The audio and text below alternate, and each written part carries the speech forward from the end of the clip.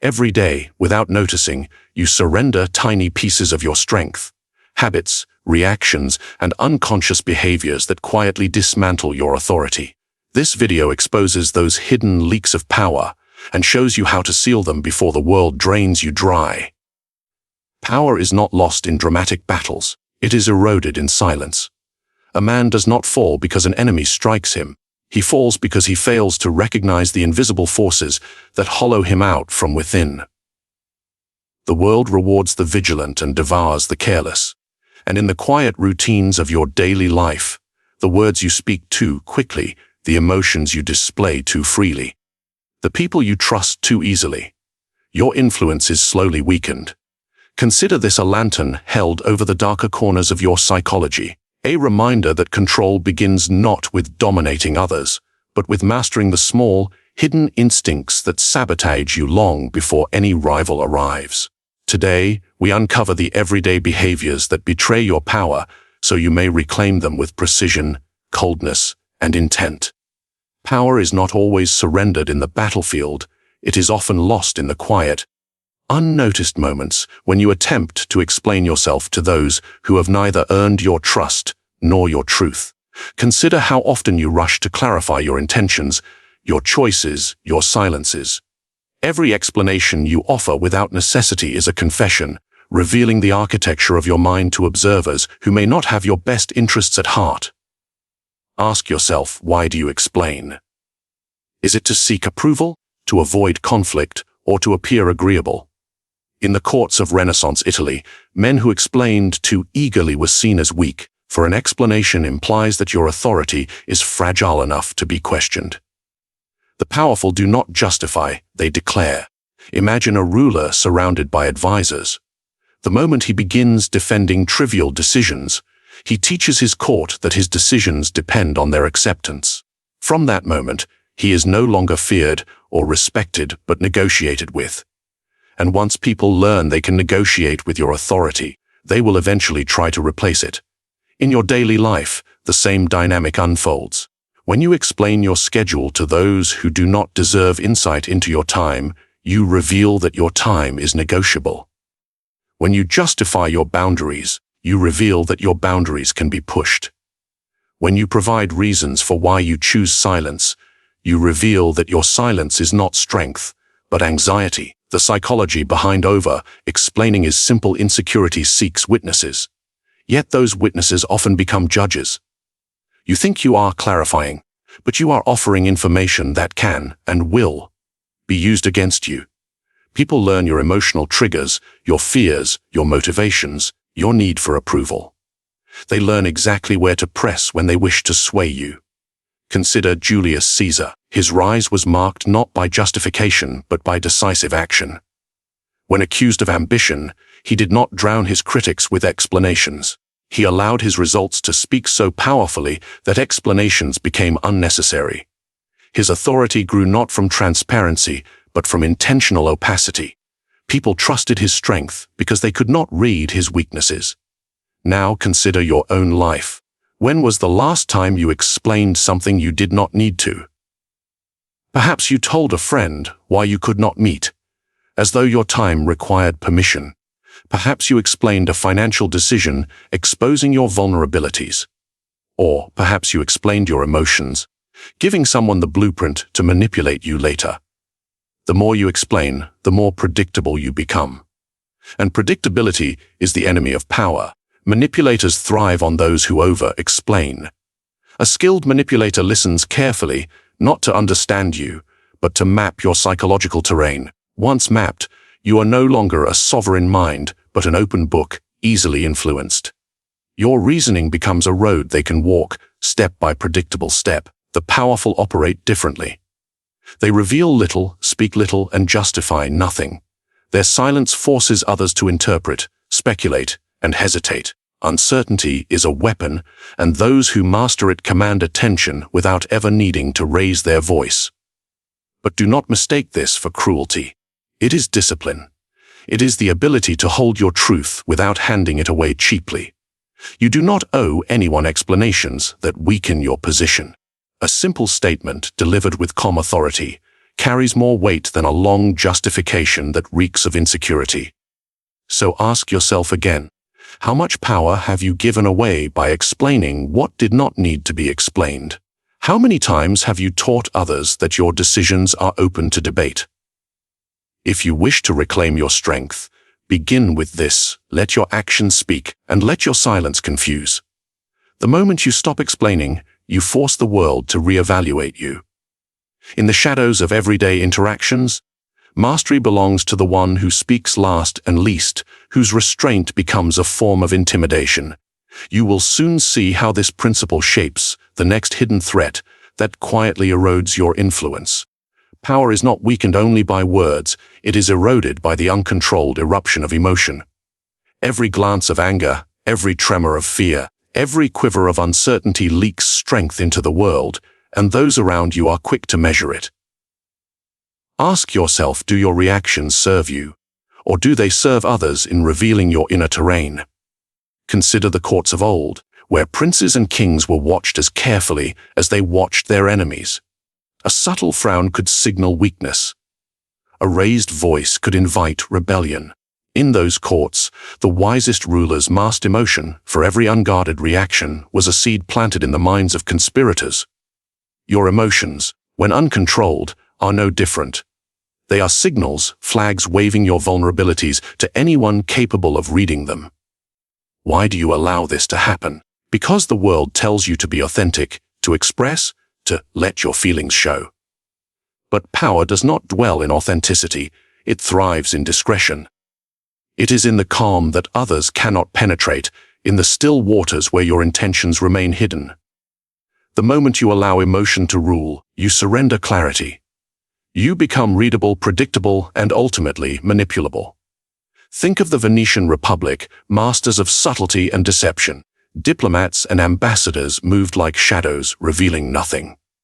They smiled at allies, nodded at enemies, but never allowed their inner state to leak. They understood that even a hint of fear or desire could shift alliances, topple negotiations, and expose their state to ruin. What lesson does this offer you? Every uncontrolled emotional display in your life is a negotiation you did not intend to have. Now, reflect on your own interactions.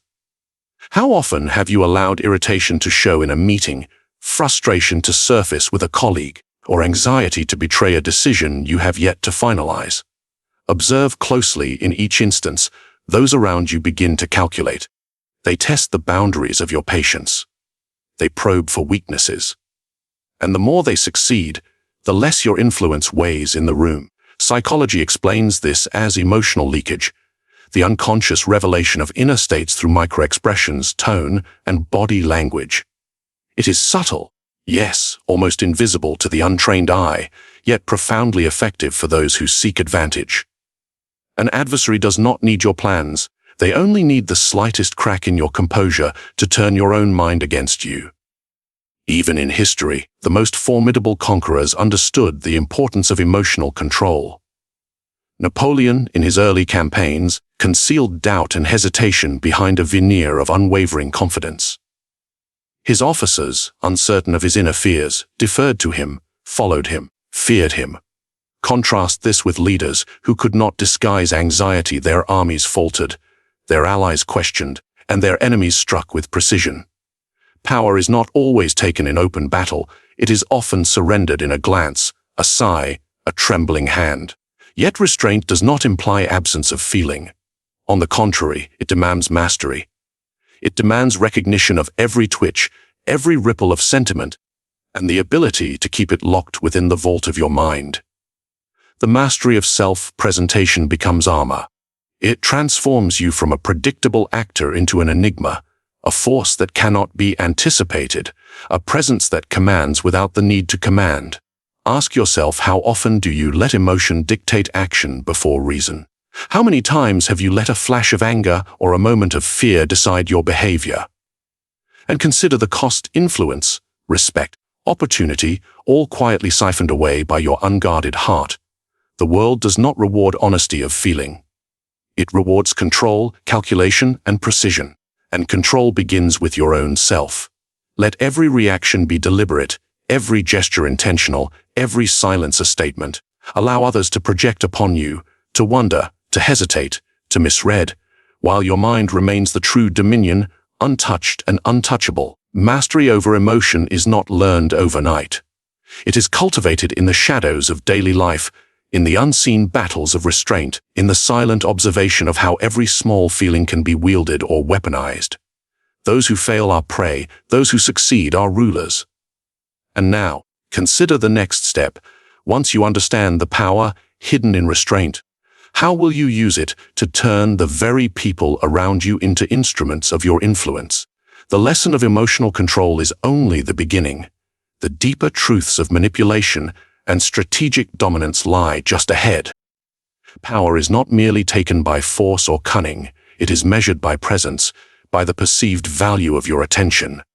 Consider how often you make yourself too accessible, too predictable, too available to those who do not deserve it. Each time you answer a call immediately, each time you drop what you are doing to serve another's whim, you lower the perception of your worth. Ask yourself, do they respect your time? Or have you trained them to expect it without question? In the courts of Florence, princes who were constantly at the beck and call of their advisors and courtiers were quickly perceived as weak. The one who made his presence scarce became the one who was coveted, feared, and ultimately obeyed. Scarcity, it seems, is the hidden currency of power. When your time is abundant to all, it becomes cheap. When it is rare, it becomes precious. Look at history's great strategists. King Louis XVI of France understood this principle. He controlled who saw him, when, and how. Courtiers waited hours, sometimes days, just for a fleeting audience. In their waiting, their respect grew, their desire to please intensified, and the king's authority became absolute, not by the sword, but by the simple management of his presence. His power was reinforced every time someone longed for a moment that might never come. Now consider your own life. How often do you make yourself immediately available to colleagues, friends, or acquaintances who take your time for granted? How often do you allow messages, requests, and demands to dictate the rhythm of your day? Each instant of obedience to another's schedule is a small surrender of control. Each moment spent bending to someone else's urgency is a piece of your power quietly removed. Psychology explains this as the principle of perceived value. Humans assign worth not only to objects or actions, but to time and attention. When you distribute them without discernment, your influence diminishes. People begin to assume that your focus, your energy, and your priorities are malleable. They push boundaries, test limits, and take liberties, because you have signaled that they may. Even in business, the lesson is clear. The executive who responds instantly to every email, attends every meeting, and accedes to every minor request becomes invisible in his own authority. Others perceive him as a resource, not a leader. Contrast this with the one who prioritizes carefully, responds selectively, and keeps his calendar strategically scarce. His presence becomes a lever, his attention a tool. People learn to value what is not freely given, to negotiate harder for what is rare, and to follow more closely when offered guidance. And yet, scarcity is not cruelty. It is strategy.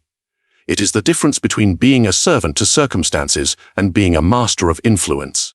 It is the deliberate cultivation of a reputation that commands respect even before you speak.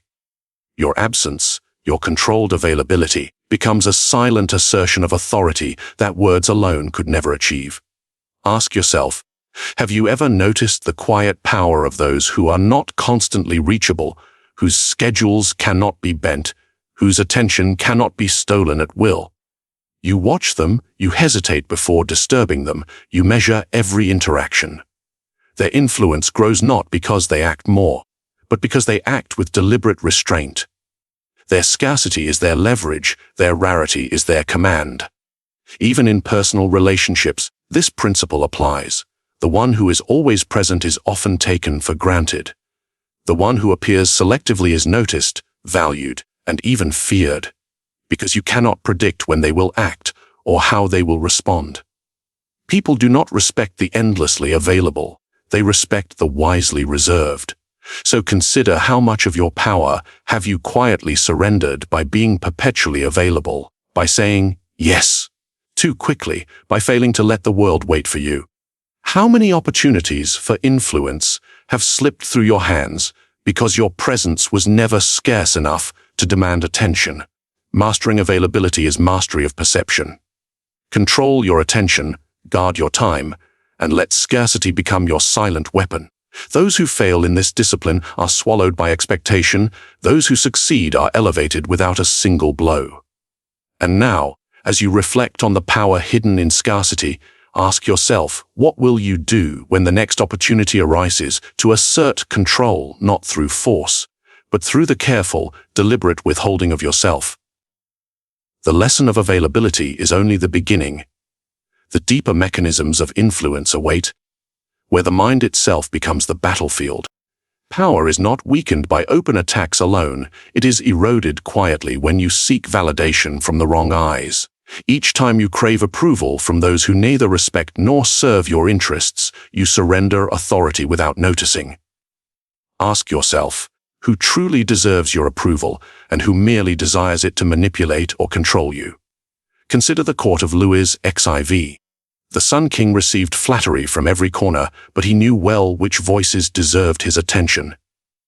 He rewarded some, ignored others, and punished those who sought validation with greed rather than loyalty. By discerning whose approval mattered, he maintained dominance.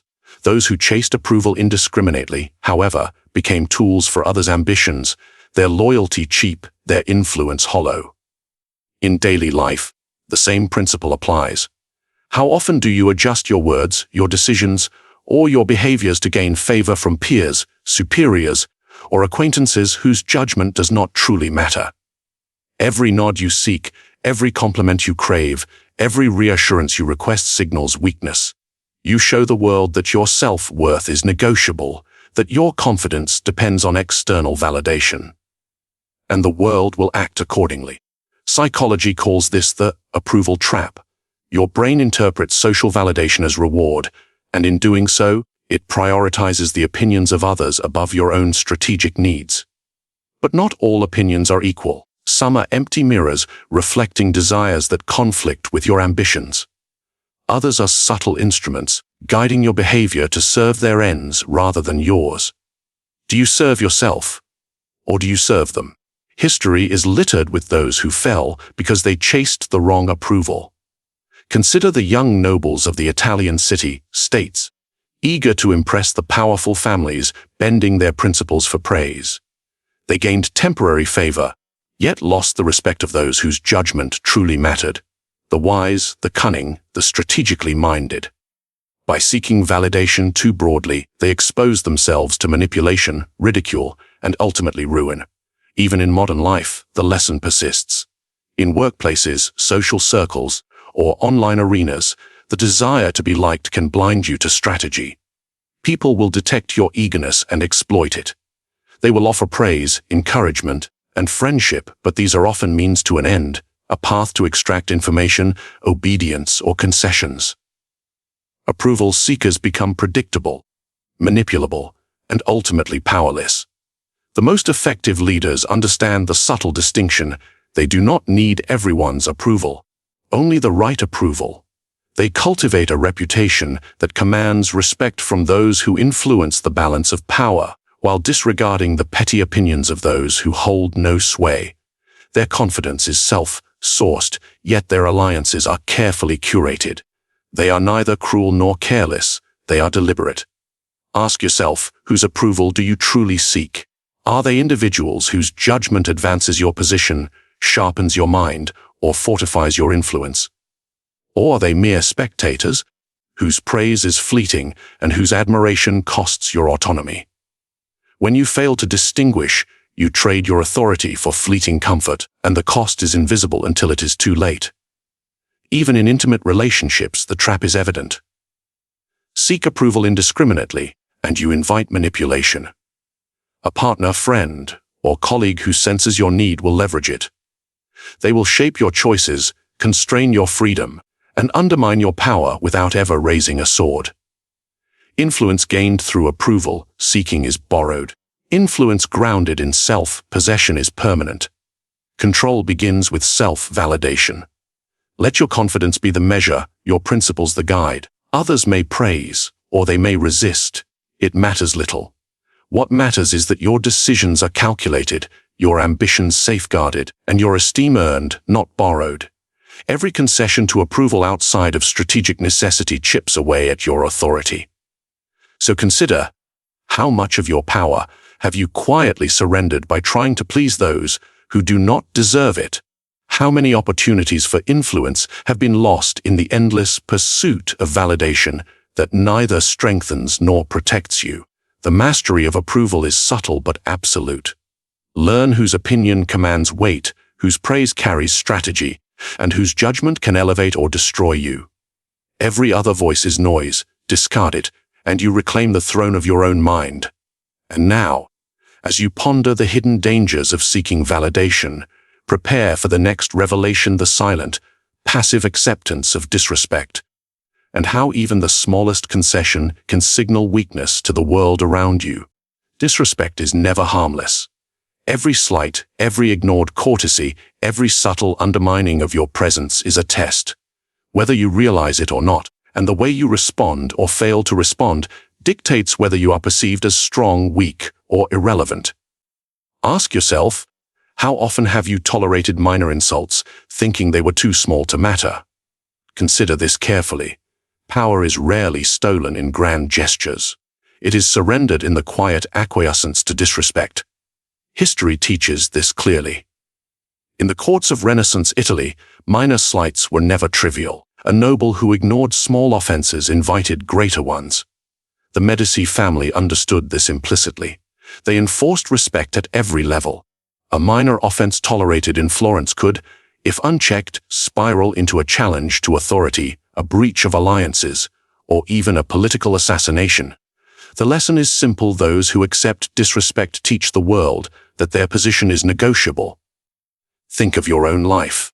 Perhaps a colleague interrupts you in meetings, or a friend dismisses your opinion with a careless remark.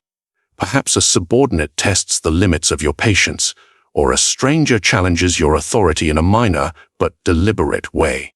Each time you let these offenses pass without acknowledgement, you are sending a message: my boundaries are optional. My influence is flexible. My dignity is expendable.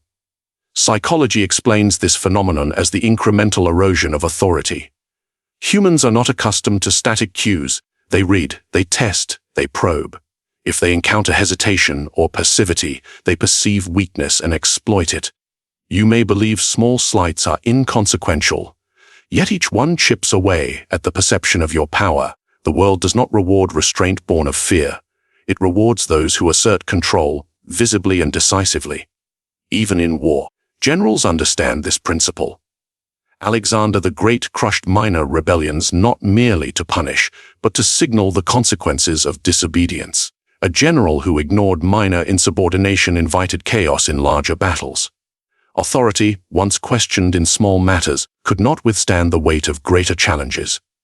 Respect is cumulative. Disrespect, left unchecked, is corrosive. Observe the psychology of manipulation. People often test you with minor offenses to measure your tolerance. They seek to gauge whether your influence is flexible or fixed, whether your patience is virtue or weakness. The moment you tolerate insult without consequence, you provide a map for exploitation. They learn exactly how far they can go, and soon they will go further. But consider this: to respond does not mean to retaliate blindly. Strategy is subtle. The powerful distinguish between confrontation and controlled assertion. A single, deliberate act of boundary enforcement, whether through words, presence, or action, signals that your dignity is non-negotiable. It recalibrates perception. It reminds the world that you are not to be trifled with. Silence without consequence, on the other hand, is the language of submission. In your personal life, the consequences are no less severe. Relationships, both professional and intimate, are governed by similar principles. Those who respect you are drawn to firmness. Those who seek to manipulate you are emboldened by concession. By failing to enforce boundaries, You allow the subtle erosion of influence to become a pattern. You create a precedent that encourages further encroachment until your presence is devalued and your authority questioned. Ask yourself, how often have you ignored disrespect, thinking it harmless, only to find it multiplied? How many small concessions have you made that now define how others approach you? Every tolerated offense is a brick in the wall that separates you from power. Do you wish to continue building that wall? Or do you wish to dismantle it before it traps you entirely? True mastery requires observation, discernment, and decisive action. You do not fight every minor offense, but you do not allow any of them to define you. You choose your responses carefully, with the understanding that perception shapes reality. Authority is reinforced by those who recognize that disrespect carries consequences, and those who fail to enforce these consequences are quietly diminished. And now, as you reflect on the silent cost of tolerated disrespect, prepare yourself for the next revelation, the peril of revealing your plans too early, and how premature disclosure can turn allies into adversaries and leave you exposed to unseen attacks. Power is fragile, not because the world strikes it directly, but because the ambitious often reveal themselves too soon. Every plan you share before it is secure, every strategy you hint at before it is executed, is a gift to those who would see you fail. Ask yourself, how often have you spoken of intentions before ensuring victory? How often has your foresight been turned against you simply because you trusted too readily? History is filled with those who fell by their own tongues. Consider the young Cesare Borgia, a prince whose cunning was renowned across Italy. He understood that power is a shadow that must be hidden until it strikes. Early disclosure of his schemes to the wrong ears could, and did, invite envy, betrayal, and sabotage. Only those who respected his authority, who could be trusted to hold knowledge as sacred, were ever privy to his true designs. And yet, even today, the lesson repeats itself. People speak freely of promotions, investments, or personal ambitions before they are certain of success. They discuss their strategies with friends, colleagues, and acquaintances, oblivious to the fact that ambition attracts predators. The more you reveal, the more you create a roadmap for others to anticipate, intercept, and counter your moves. The psychology of disclosure is subtle but ruthless. Human minds are naturally drawn to patterns and predictability. When you reveal your intentions, you reduce your own complexity. You become legible. Others begin to calculate their moves around your plans. What you meant as a harmless sharing of thought becomes a tactical advantage for someone else. The very act of transparency, celebrated as virtue in polite society, is in the language of power a dangerous vulnerability. Even the great generals understood this. Hannibal did not announce the movements of his elephants across the Alps. He whispered, he concealed, he let the Romans guess and fear the unknown. By revealing nothing, he forced his enemies to react to shadows rather than reality. Predictability, once granted, is a lever in the hands of your opponents. Once your intentions are visible, your advantage is diminished. Reflect on your own life. How many times have you discussed a business move before contracts were signed? How often have you confided personal ambitions to friends who had more interest in gossip than loyalty? Perhaps you revealed a career plan, an investment idea, or even a private strategy in a social circle. Each disclosure, however innocent it seemed, offered someone the chance to influence outcomes, claim credit, or obstruct your path. The danger lies not only in betrayal, but in subtle manipulation. When people know your intentions, they can shape events to their favor while maintaining the appearance of neutrality. They become invisible saboteurs, guiding circumstances so that your efforts serve them rather than you. And often, you do not recognize it until it is too late. Even in intimate relationships, this principle holds. Share your goals too freely, and your confidence becomes a lever for control. Others learn where to apply pressure, how to provoke fear, or how to coax concessions. Trust is precious, and it must be earned, not assumed. The indiscriminate disclosure of plans is the fastest route to being undermined by the very people who claim to support you. So ask yourself, whose ears truly deserve your secrets? Which allies will respect your discretion and which will exploit your openness? How much influence have you quietly surrendered by speaking before you were certain, by trusting before you were certain, by revealing before you had secured advantage? Every early confession weakens the fortress of your authority, brick by brick, until your position is exposed. True mastery requires the concealment of intention. It demands patience, strategic silence, and the careful timing of revelation. Speak only when it serves you, and even then, reveal only what cannot be used against you. Let your plans unfold like the quiet movement of a shadow across the battlefield, unseen, unpredictable, and unstoppable. And now, as you consider the peril of premature disclosure, prepare yourself for the next hidden danger. The subtle yet devastating effect of surrounding yourself with the powerless, and how the company you keep can quietly erode the perception of your strength. The battlefield of influence does not end with strategy. It begins with the allies and adversaries who watch, measure, and wait. Loyalty is rarely given freely. It is extracted, crafted, and maintained with precision. Many believe that fear alone can secure obedience, that threats or intimidation are sufficient to bind others to their will. But those who rely solely on fear misunderstand the subtle mechanics of influence. True loyalty extends beyond terror. It demands control over perception, strategy in reward, and the careful calibration of dependence. Ask yourself, do those around you serve because they respect you, or because they fear the consequences of disobedience? Consider the practices of the Borgia family in Renaissance Italy. Cesare Borgia, feared across the Italian states, commanded armies not merely through intimidation, but through a carefully orchestrated system of selective rewards and strategic dependence. His soldiers did not simply follow to avoid punishment. They followed because their fortunes, their very survival, were entwined with his success. Fear could compel obedience for a moment, but calculated influence ensured loyalty for years. The psychology behind loyalty is subtle. Humans are motivated not only by fear, but by reward, belonging, and perceived advantage. When people perceive that their well-being, status, or survival is tied to you, their commitment strengthens. But when fear alone dominates, obedience is brittle. One moment of weakness or distraction, one rival offering better terms, and the illusion of loyalty shatters. The truly powerful understand that loyalty must be nurtured with strategy, not left to chance. Even in modern organizations, this principle remains. A manager who relies solely on rules and reprimands will see compliance, yes, but compliance is fragile. True allegiance, the kind that inspires initiative, dedication, and sacrifice, comes from carefully structured influence. Those who succeed understand how to create subtle dependencies, access to resources, opportunities for advancement, recognition, and the perception that their fortunes are linked to your guidance.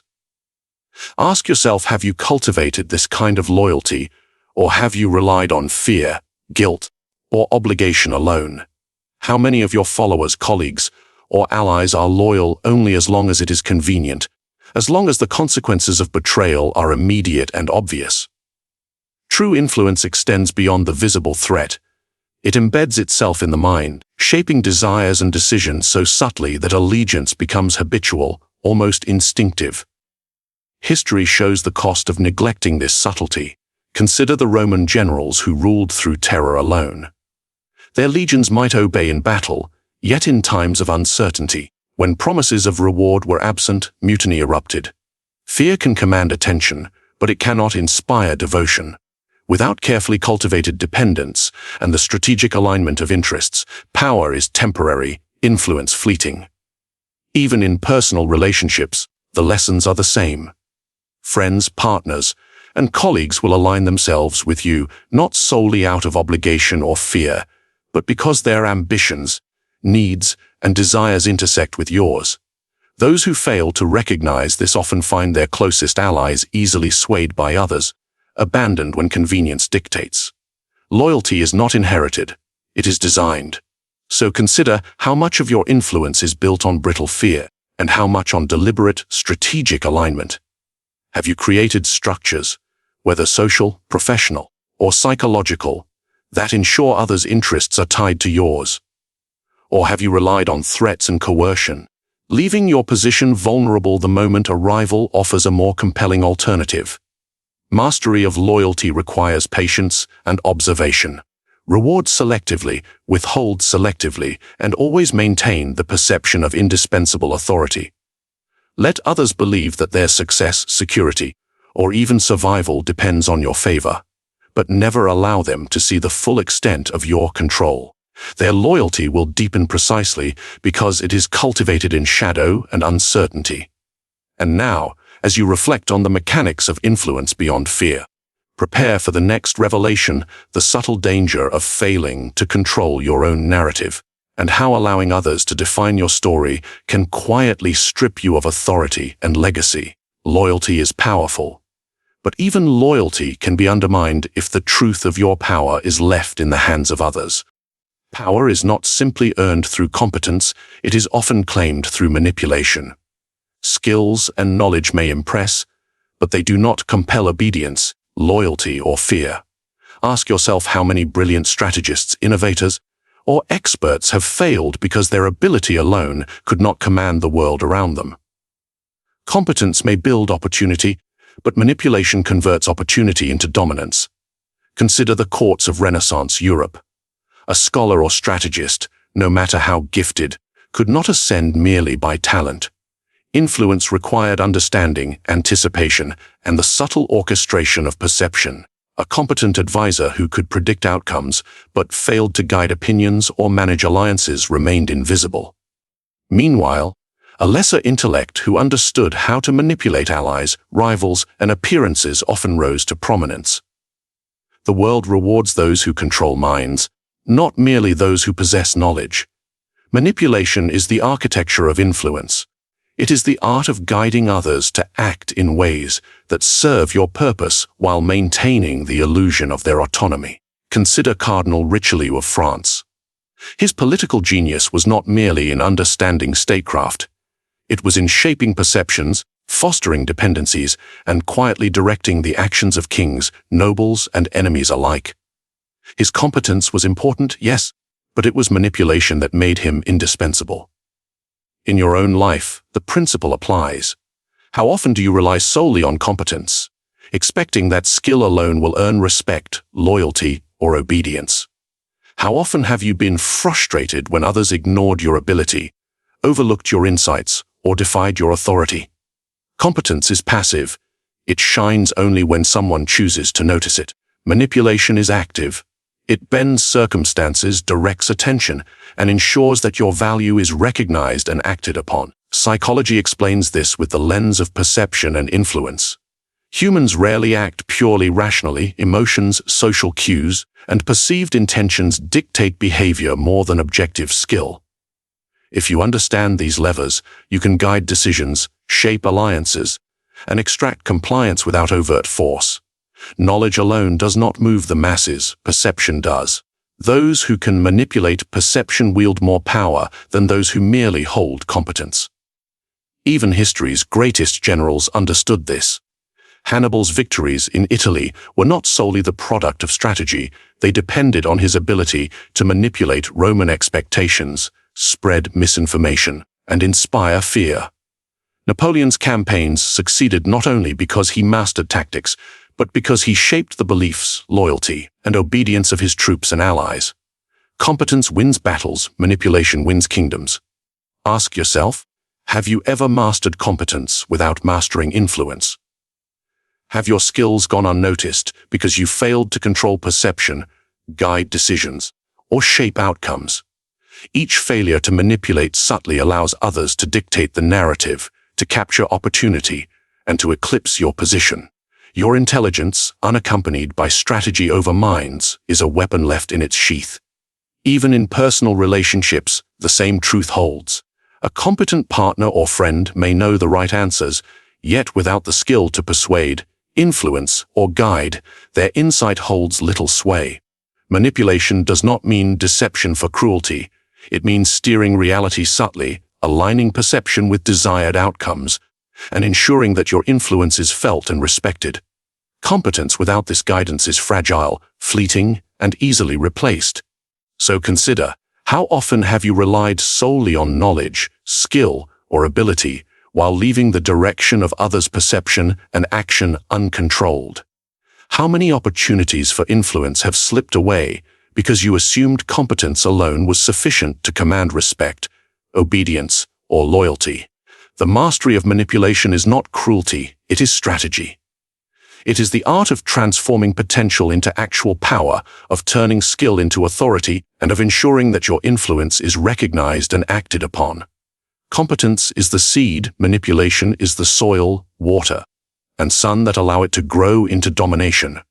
And now, as you reflect on the dark truth that manipulation often surpasses competence, prepare for the next revelation, the subtle, isolating burden of power itself, and how the very mechanisms you master to control others can begin to shape and isolate your own empire. Power is rarely seized openly. It moves silently, through minds, through perception, through subtle influence. Do you command, or are you merely obeyed in appearance? Control without notice is the true mastery. To guide others, shape their choices, and bend circumstances, all while they believe themselves free, is the art of dominance few dare to practice. Every whispered suggestion, every carefully timed silence, every invisible nudge shapes loyalty, obedience, and fear without a battle fought. Ask yourself, how often have you surrendered influence by revealing too much, reacting too quickly, or seeking approval where none is owed? Every moment of carelessness is a gift to those who watch, calculate, and wait. Mastery is deliberate. Influence is invisible. Strength is measured not in action alone, but in how others move in the direction you desire without knowing it. Now, wield this knowledge. Comment your thoughts below. Let me see how you will apply these strategies. Subscribe and learn the arts of silent control, cunning influence, and unassailable power. Share this lesson and let the world tremble before the unseen force of your strategy.